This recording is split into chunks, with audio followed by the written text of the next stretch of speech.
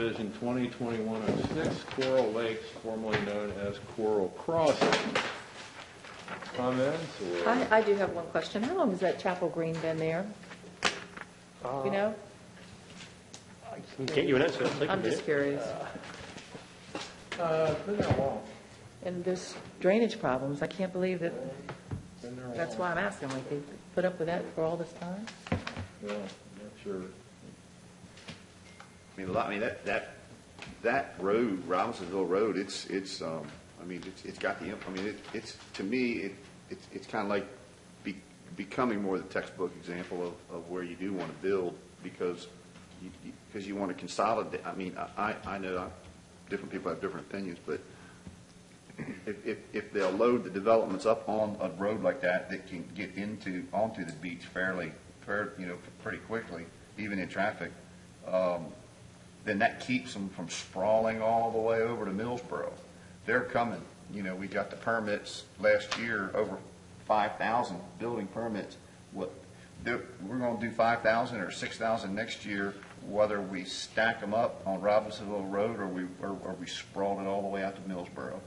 So, and the quicker, the fastest way, I'm sure that the fastest way for them to get the infrastructure for the state to build that road wider is to put more developments on it, and then they're going to be more motivated to go ahead and Well, the make it a better developers are road. doing a lot of improvements on those roads when they're doing the development, too. Yeah. Like what happened in front of Tidewater Yeah. Landing. Yeah. And then, You're right. We've heard our friends from DelDOT say adding additional traffic helps us focus on. Well, it's all part of the whole DelDOT issue because it's a lot more complicated than whether it's a level 3 or level 4 or a level 2 because these are level 3 and 4, but it's in a traffic improvement district, which means that's where they're going to spend the money. Yeah.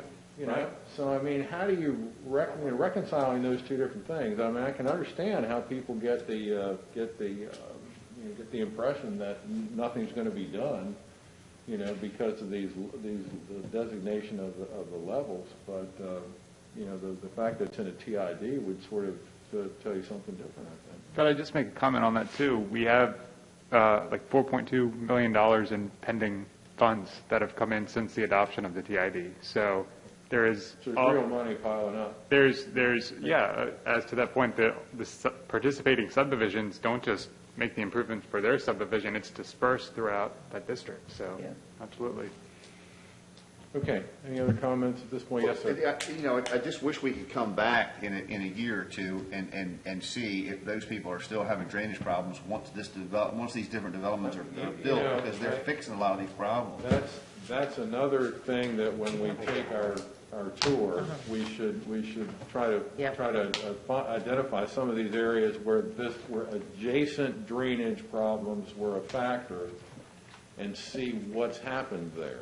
See if it's because the law is very clear. They cannot make it any worse, but they don't have to fix it. It's not their job to come in and fix an existing drainage problem. They just can't make it worse. Opposition likes to bring in a lot of pictures, and when you say we got 1.5 inches of rain and that's what it looks like, but that's what it looks like everywhere. Well, Now, you get 1.5 inches of rain in an hour, we're all flooded.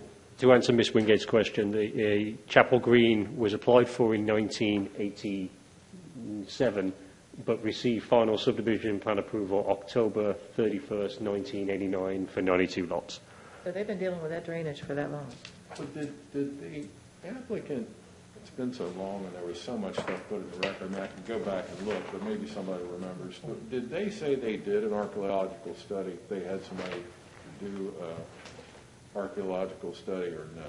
There's some reference in the supporting. I didn't see a full archaeological independent study by third parties, but one of the requirements is that it be addressed in at least as an initial investigatory comments.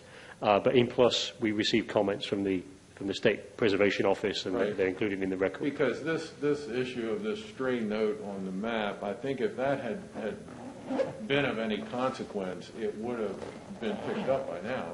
One of the agencies would have said something. Yeah. I would think.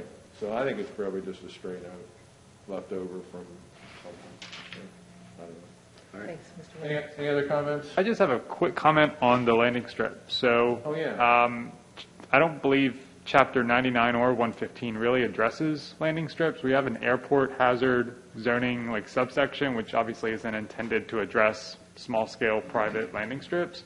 So, as far as code, I was kind of looking for a way to address that, but maybe Jamie, if you have any other comments, I don't think code really addresses the compatibility of the landing strips. Only if development is proposed within an FAA approach zone, does the code specifically contain language as to where development shall be in relation to an airport, but the approach zone, we would need to check. But So that's my question. Would you, if the commission would, I just want to make myself available to check that or to consult with the correct agency if needed.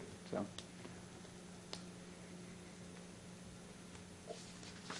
Just trying to nail time. I understand. Okay. That looked like a plate.